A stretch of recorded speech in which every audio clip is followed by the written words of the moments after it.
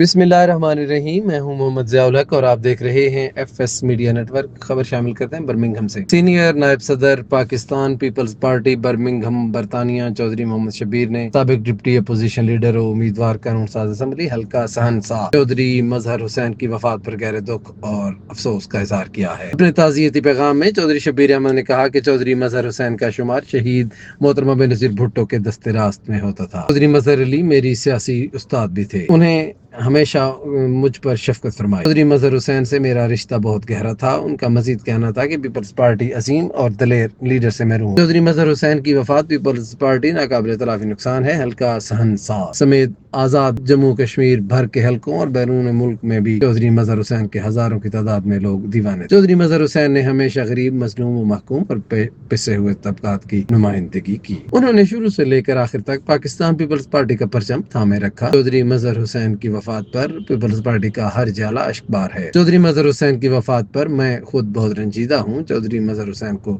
اللہ تعالیٰ نے رمضان المبارک کے بابرکت ماہ میں اپنے پاس بلایا۔ ان کا شمار نیک اور درد دل رکھنے والوں میں دعا گو ہوں۔ اللہ تعالیٰ چودھری مظہر حسین کی کامل بخشش و مغفرت فرمائے، ان کے تمام صغیرہ کبیرہ گناہوں کو معاف فرمائے اور ان کے پسماندگان سمیت پیپلز پارٹی کے کارکنان، اندرون ملک اور بیرون ملک تمام چاہنے والوں کو صبر جمیل پر اجر عظیم عطا کرے۔ آمین ثم آمین۔ سبسکرائب کیجیے F S media network اور دیکھتے رہیے تازہ ترین تبصرے اور خبر۔